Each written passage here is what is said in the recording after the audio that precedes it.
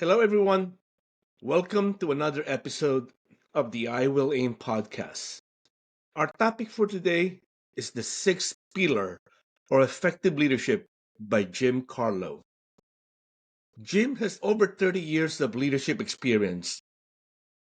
He is an accomplished business strategist, speaker, and author, having successfully driven explosive growth for healthcare organization from startup to industry leader. Jim is a trusted expert in building high-performing team, revitalizing underperforming business, and guiding organization through transformational change. Jim core philosophy: leader aren't born, they're developed. Challenge the myth of innate leadership. In his book, The Sixth Pillar of Effective Leadership, a roadmap to success, Jim delivered a practical, inspiring guide for leaders at every stage of their journey. His approach focused on six essential traits that empower individuals to embrace leadership as a skill that can be learned, honed, and mastered through experience, mentorship, and intentional growth. Why should you listen to today's episode? Today, you'll learn effective leadership strategies from Jim. He distilled the essence into six pillars. Be ready to learn and develop a better version of yourself. Welcome, Jim. Well, thank you for having me. I'm excited to be here. This video is sponsored by BetterHelp. As spring approaches, I've noticed that my anxiety tends to increase during this time. The longer days and the pressure to be more active can be overwhelming. I often find myself asking questions like, why do I feel anxious every time they don't text me back? And why do all our conversations turn into argument?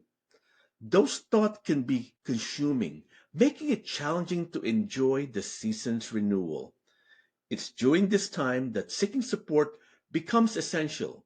That's where BetterHelp comes in. They can connect you with a therapist to help you navigate this feeling. The majority of BetterHelp members seek support for anxiety, and 69% report improved anxiety symptoms after 6 weeks of therapy. Getting started is simple. Fill out a questionnaire and be matched with a therapist in as little as a couple of days. If it's not the right fit, you can switch therapists at no extra cost. With 7,000 reviews and a 4.3-star rating on Trusted Pilot, it's a platform you can trust. Let BetterHelp help you rule your anxiety so it doesn't rule you. Click on the link below in the description or go to betterhelp.com/Will Lukang and get 10% off your first month of therapy. You had a unique opportunity to work with Ross Perot. Can you share your experience working with him and how it shaped your view on leadership? One of the core principles that I learned from Mr. Perot was you have to have empathy and compassion for your employees. He had a rule at Perot Systems. If you had an employee or an employee immediate family member who was in a serious health issue, whatever that may be, accident or whatever, he wanted to know about it, and he would arrange for the best doctors to care for that person, regardless of where they were in the country. And not only did he take care of the patient, he personally took care of the family. And as a leader, we had an obligation to go above and beyond. I had the opportunity at one point, I had a young man who at the time was about 28 who needed a heart valve replacement. And he was located in San Francisco. Mr. Perot wanted him to come to Dallas for the surgery and was prepared to fly the entire family to Dallas, be put up in a hotel, and be taken care of. He just felt more comfortable with the open heart surgery being done here at the time. Now they do it a lot more fancier than then. Then they just ripped you open. The family decided to stay in San Francisco, which I respected. It was close to home. My job was to arrange to take care of that family. And I called the CEO of the hospital and I said, I need to feed this family 3 times a day. When that young man is in the hospital, they're going to be fed. They don't have to leave the hospital except to sleep at the hotel. CEO said, I'll call you back. He calls me back a day later and says, I can't do it. There's no way to do it. And I said, this isn't that hard. If you can't do it, I'll be bringing caterers in 3 times a day to feed this family. I need a room dedicated to them, a conference room, so that they can have a place to rest and eat. He said, I'll call you back. Calls me back 3 hours later and says, we're going to handle it.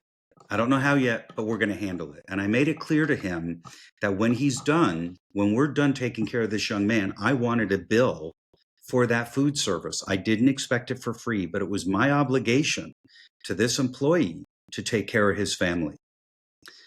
The young man had successful surgery, was discharged a week later, came back to work.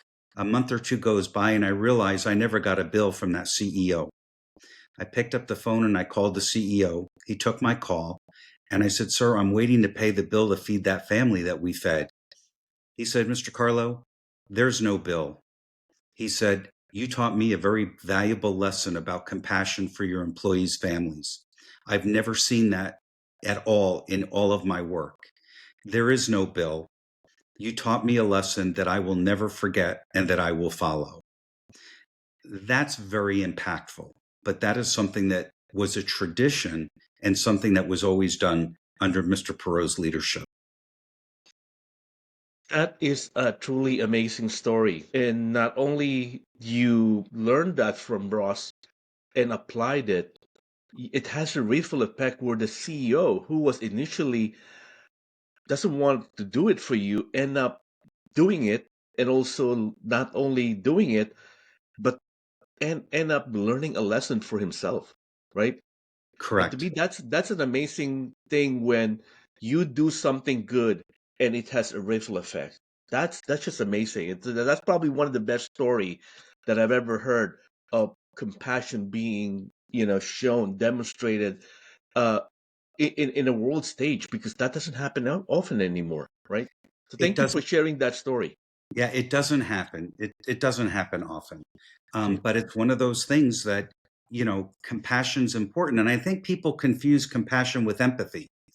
And those are two very, very different things. And so another pillar besides compassion I have is empathy. And I have another Perot story that goes with that. I had a department of 25 people, 25 or 30 people that ran an old piece of green screen technology. This was back in the early 2000s. And we were planning to sunset it. But we had a number of customers on that platform that we were going to convert to new technology. So I had to go tell this team that their jobs would be going away. And I really wrestled with what I was going to say. So I thought really hard about what I would want to know if my job was going away. And I went to them and I told them that we would be reducing staff as we converted customers. But I committed to them 3 things. Number 1, they will have as much notice as possible. So I will not spring something on them last minute. If I know 4, 6, 8 weeks in advance, they'll know. Number 2, if they wanted to learn the new technology, I would make provisions for them to be able to have on-the-job training so they could transfer over to that new platform. If they didn't want to do that but wanted to stay with the company, I would personally help them find a new role in the company. I was a fourth one that when I was asked, well, what if I want to leave the company? I said, I will help you in that case as well. Here's what happened. Over a 2-year period, not one person quit before their time was up. Not one. But here's the unexpected thing that happened that I never could have imagined. For those 2 years, that department had the highest employee satisfaction rating in all of Perot Systems.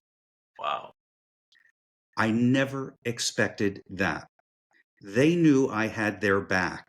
They trusted me. And that's that integrity and trust combination that goes. And I'm still in contact with many of those people today. But I never would have expected people knowing their job's going to go away to be that have the highest level of satisfaction of the entire organization. That's impressive story. And what truly made that story special is your approach in being, empathetic to them and giving them option and them embracing and believing in you. And because, like you said, they had the highest, performance of satisfaction rating, and that, that kudos to you, goes back to you as a leader who served them with, empathy, and that's another great example. Jim, thank you very much for your time. You're really truly a servant leader. It's truly, an honor for me today to host you as my guest today, and really appreciate you. Thank you. Well,